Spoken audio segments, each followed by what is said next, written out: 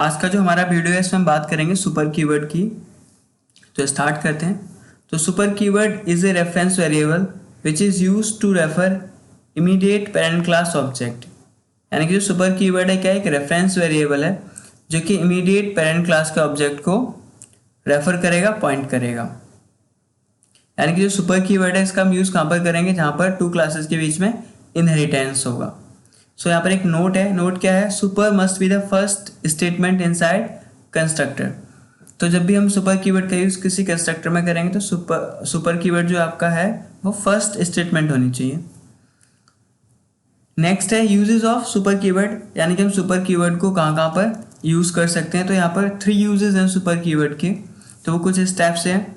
Super can be use to refer immediate parent class instance variable, यानी कि हम super keyword का use करके इमीडिएट पेरेंट क्लास के इंस्टेंस वेरिएबल को हम रेफर कर सकते हैं। दूसरा यूज़ क्या है, super can be use to invoke immediate parent class method, यानी कि हम सुपर कीवर्ड का यूज़ करके इमीडिएट पेरेंट क्लास के मेथड को, यानी कि जो पेरेंट क्लास होगा उसके मेथड को हम क्या कर सकते हैं, इसके थ्रू रेफर कर सकते हैं और इन्वोक कर सकते हैं। इसी तरीके से जो थर्ड यूज़ है उसमें क्या है, super can be use to invoke immediate parent class constructor, यानी कि जो सुपर कीवर्ड का यूज़ करके हम जैसे मेथड को इन्वोक कर रहे हैं उसी तरीके से हम पेरेंट क्लास के, यानी कि इमीडिएट पेरेंट क्लास के कंस्ट्रक्टर को भी इन्वोक कर सकते हैं। इन्वोक और कॉल एक ही बात होती है।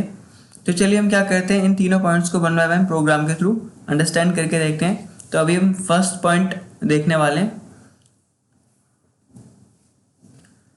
ओके, तो मैंने यहाँ पर एक क्लास क्रिएट की हुई है सुपर वेरिएबल, जो कि हमारे मेन मेथड को क्या कर रही है, कंटेन कर रही है। तभी हम 2 क्लासेस क्रिएट कर लेंगे। क्लास ए जो कि हमारी पेरेंट क्लास है, और यहाँ पर हमारा एक वेरिएबल है ए जो कि वैल्यू कंटेन कर रहा है 27। इसी तरीके से क्लास बी है जो कि एक्सटेंड कर रही है किसको, क्लास ए को, और ये क्या वैल्यू होल्ड कर रही है, यानी कि यहाँ पर भी हम एक वेरिएबल लेंगे उस नेम से जो कि हमारा पेरेंट क्लास में है, एंड यहाँ पर जो वैल्यू है वो है 18। क्या कहते हैं, इन वैल्यू को डिस्प्ले करने के लिए एक मेथड क्रिएट कर लेंगे, system.out.println, और यहाँ पर a कॉलन डिस्प्ले कर देंगे a। ओके, तो अभी ऑब्जेक्ट क्रिएट कर लेंगे चाइल्ड क्लास का, b obj new b fine. So obj यानी कि चाइल्ड क्लास का ऑब्जेक्ट पे हम डिस्प्ले मेथड को कॉल कर देंगे, फाइन। तो अभी जब मैं डिस्प्ले मेथड को कॉल करूँगा तो हमें a की वैल्यू क्या मिलेगी, 18 मिलेगी। क्या मिलेगी, 18 मिलेगी। तो इसको एक बार रन करके देखते हैं। Copy, open containing folder in cmd, then javac, class name, then जावा।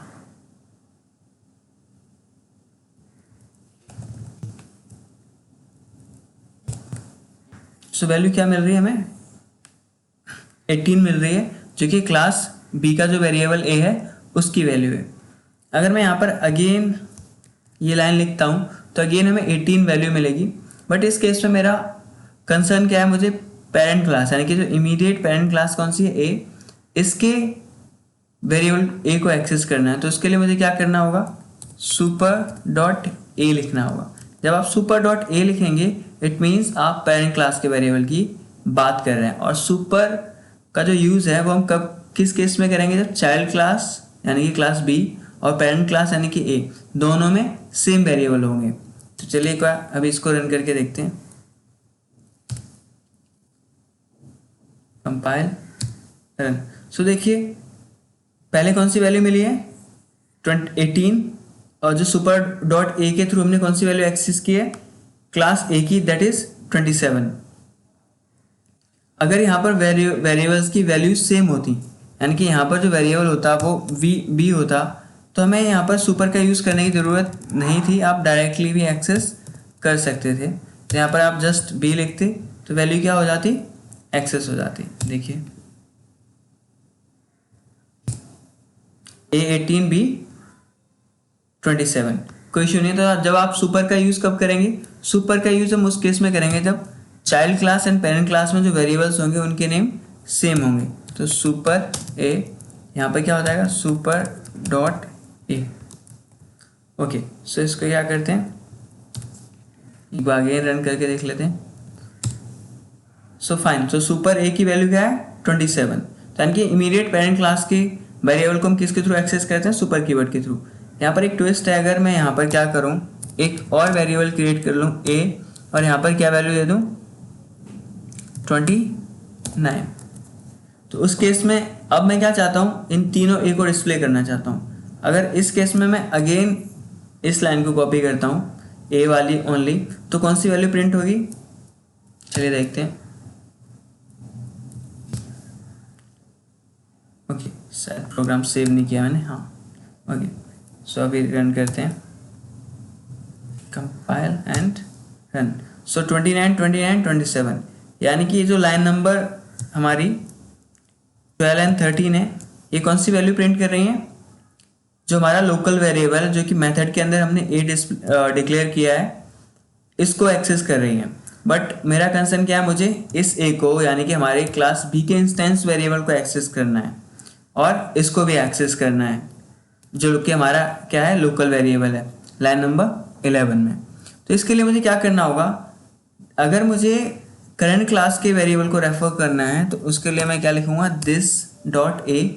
जब मैं ओनली ए लिखूंगा तो ये लोकल वेरिएबल A29 को एक्सेस करेगा, और जब मैं दिस डॉट ए लिखूंगा तो ये A18 को एक्सेस करेगा, और जब मैं सुपर डॉट ए लिखूंगा तो ये A27 को एक्सेस करेगा। तो एक बार इसको रन करते हैं, तो यहाँ पर मैं लिख देता हूँ this dot A. So this dot A के थ्रू कौन सी वैल्यू एक्सेस होनी चाहिए, 18। चलिए एक बार रन करके देखते हैं। सो दिस डॉट ए के थ्रू हमने 18 को एक्सेस किया है, यानी कि हमारा क्लास बी का इंस्टेंस वेरिएबल है, और ए के थ्रू हमने लोकल वेरिएबल को एक्सेस किया है, और सुपर डॉट ए के थ्रू पेरेंट ए को एक्सेस किया है। यानी कि सुपर कीवर्ड का यूज आप किसके लिए करेंगे, जब पेरेंट क्लास और चाइल्ड क्लास में वेरिएबल्स के नेम सेम होंगे, और जो सुपर आपका क्या करेगा, इमीडिएट पेरेंट क्लास के वेरिएबल को रेफर करेगा। आई होप आप लोगों को क्लियर हुआ होगा प्रोग्राम। अगर कोई भी डाउट है तो आप कमेंट सेक्शन में जाके कमेंट कर सकते हैं, पूछ सकते हैं डाउट्स को, और अपना फीडबैक भी दे सकते हैं वीडियो को लेकर। इस वीडियो में इतना ही, नेक्स्ट वीडियो में मिलेंगे, तब तक के लिए बाय बाय।